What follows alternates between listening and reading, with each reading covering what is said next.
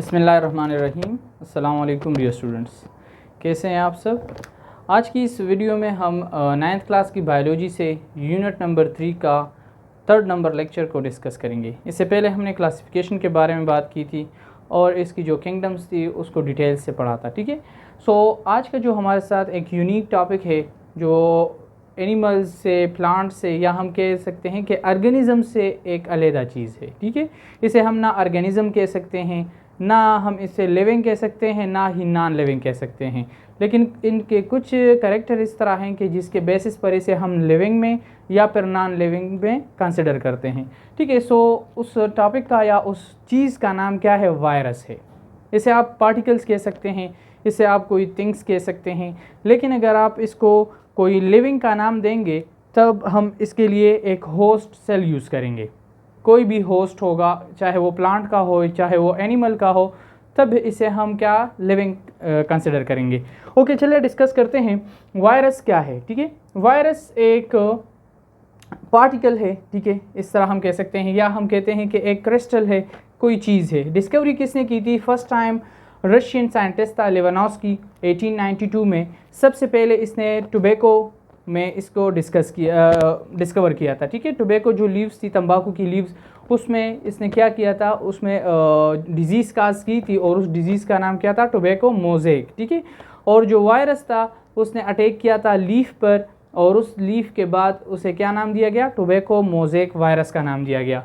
इस जो वायरस का वर्ड है ये डिराइव्ड हुआ है लैटिन वर्ड वीनोम से, जिसका मतलब क्या है? Poisonous fluid.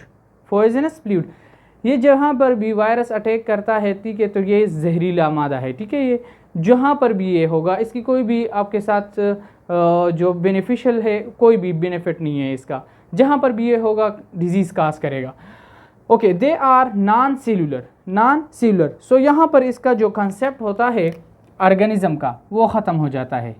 नॉन सेलुलर, या इसकी जगह पर आप ए सेलुलर का वर्ड भी यूज़ कर सकते हैं। ठीक है, ए सेलुलर। ठीक है, तो यहाँ पर इसका ऑर्गेनिज्म का कंसेप्ट जो था वो ख़त्म हो गया।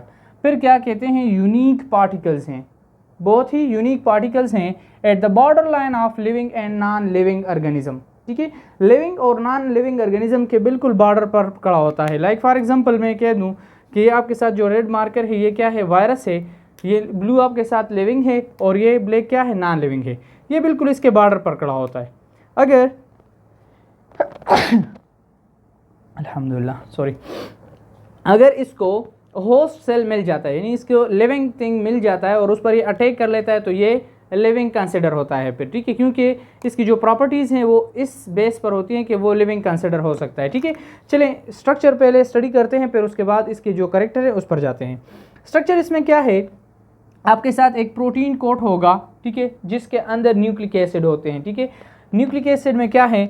आपके साथ डीएनए भी हो सकता है या आपके साथ आरएनए हो सकता है। ठीक है, डीएनए या आरएनए दोनों एट ए टाइम नहीं हो सकते। तो अब जो न्यूक्लिक एसिड है उसके ऊपर प्रोटीन कोट है जिसने न्यूक्लिक एसिड को कवर किया हुआ है और उसे यानी बचाया हुआ है या उसे स्टोर किया हुआ है। इस पोर्शन को हम हेड कहते हैं। आप देख लें, इसे एक हेड लाइक स्ट्रक्चर बना हुआ है। तो जहाँ पर न्यूक्लिक एसिड मौजूद हैं, डीएनए और आरएनए जिसमें है, ठीक है, उसके इर्द गिर्द एक कोटिंग मौजूद है जो प्रोटीन का होता है, और इस प्रोटीन कोट को हम हेड भी कहते हैं, या दूसरा नाम उसे हम कैप्सिड भी कहते हैं। कैप्सिड। ओके, सेकंड वन क्या है? यहाँ पर टेल भी इसके साथ मौजूद है। ठीक है, अब टेल और हेड को जो ज्वाइंट करता है उस पोर्शन को हम नेक रीजन कहते हैं। क्या कहते हैं? नेक कहते हैं। उसके बाद आपके साथ टेल आता है और टेल में टेल फाइबर्स होते हैं जो कि अटैचमेंट करते हैं। जब ये किसी लिविंग ऑर्गेनिज्म पर लाइक इस तरह होती हैं, जब किसी भी लिविंग ऑर्गेनिज्म पर ये जाते हैं और अटैचमेंट करते हैं, तो फर्स्ट क्या करते हैं? ये टेल फाइबर उस पर अटैच हो जाती हैं। उसके बाद क्या होता है? जो आपके साथ ये शीट है, ये शीट ऊपर से देखिए लाइक दैट इस तरह से आ जाते हैं। ठीक है, फर्स्ट क्या है? टेल फाइबर है, वो अटैच हो जाते हैं। उसके बाद आपके साथ ये शीट आ जाता है और उस पर न्यूक्लिक एसिड जो डीएनए होती है या आरएनए होती है वो ट्रांसफ़र हो जाती है। ओके, आते हैं लिविंग कैरेक्टर और नॉन लिविंग कैरेक्टर पर, कि इसे हम कब लिविंग कहते हैं और कब नॉन लिविंग कहते हैं। अगर इसको कहीं पर एक वायरस है, इसे लिविंग सेल मिल जाता है। क्या मिल जाता है?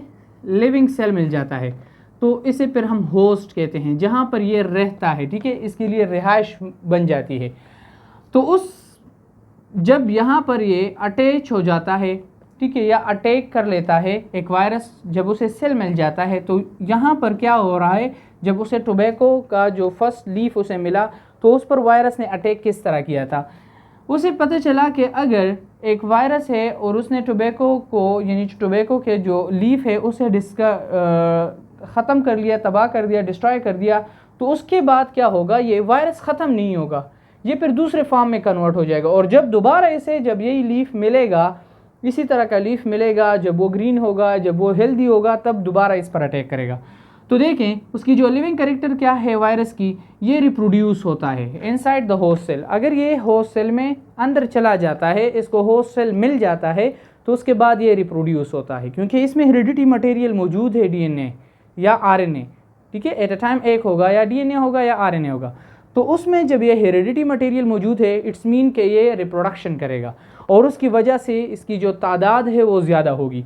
दूसरा क्या है, न्यूक्लिक एसिड है, तो न्यूक्लिक एसिड लाजमी बात है, हेरिडिटी मटेरियल उसी ऑर्गेनिज़म में होती है जब यानी उस थिंग में होती है जो ऑर्गेनिज़म कहलाती हैं, या वो अपने आप को रिप्लिकेट कर सकते हैं, या वो रिप्रोड्यूस कर सकती हैं, ग्रो, इसकी जो साइज़ है वो भी बड़ी होती है, ठीक है। काज डिजीज़, और दूसरी जो ज़बरदस्त चीज़ है इसमें क्या है कि ये डिजीज़ काज कर सकती हैं। तो ये इसके लिविंग कैरेक्टर हो गए। उसके बाद क्या आते हैं, नॉन लिविंग कैरेक्टर। अब इसे हम नॉन लिविंग का यानी कैसे कंसिडर करते हैं, क्योंकि यहाँ पर हमने बॉर्डर लाइन की बात की कि ये बॉर्डर लाइन पर मौजूद होते हैं। So they can't live without host cell. For example यहाँ पर एक होस्ट सेल है, उसने तबाह कर दिया है, ठीक है, वायरस ने। अब ये क्या करता है, जब एक सेल तबाह हो गया तो अब इसके लिए तो खाना नहीं बनता, यानी वहाँ पर अब इसके लिए जगह नहीं बचती, ठीक है। फॉर एग्जांपल आप कहते हैं कि कोई बंदा है वो चला गया है और वो किसी घर में रह रहा है, लेकिन उसके ऊपर सैलाब आ गया, उसको घर को डिस्ट्रॉय कर दिया। अब वो तो ज़िंदा बच गया है, ठीक है, लेकिन अब वो क्या करता है, उसके लिए रिहाइश की ज़रूरत होती है। तो ये वायरस क्या कर रहा है, होस्ट सेल के बाहर ये लिविंग नहीं है, ठीक है, ये ज़िंदा नहीं रह सकता, तो ये एक दूसरे फॉर्म में कन्वर्ट हो जाता है और उसे हम क्रिस्टल कहते हैं। क्या कहते हैं, क्रिस्टलाइन फॉर्म। क्रिस्टलाइन फॉर्म में कन्वर्ट होते ही ये डेड तस्वुर होता है, ठीक है, ये नॉन लिविंग कैरेक्टर है इसका। Can't live without host cell and they can convert himself to crystalline form. Can't expire, ये एक्सपायरेशन नहीं कर सकता, ना ही कोई एक्सक्रीशन कर सकता है। So that's why they are non living. Example किस तरह है, अगर हम क्लासिफिकेशन के साइड पर जाएं तो हमारे साथ 3 टाइप्स हैं, ठीक है, एक बैक्टीरियोफेज है, एक एनिमल वायरस है, एक प्लांट वायरस है। एनिमल वायरस का आप एग्जांपल लिख सकते हैं, पोलियो वायरस हो गया, ठीक है, और प्लांट वायरस के लिए जो सबसे पहले डिस्कवर हुआ वो ये आप लिख लें, इजी होगा आपके लिए, टोबैको मोज़ेक वायरस। ओके, सो ये आपका आज का वायरस का टॉपिक था, छोटा सा स्मॉल सा। इसको काइंडली अपने लिए स्टडी भी कर लें और इससे नोट्स भी बना लें। अल्लाह हाफिज़, अपना बहुत सारा ख्याल रखें।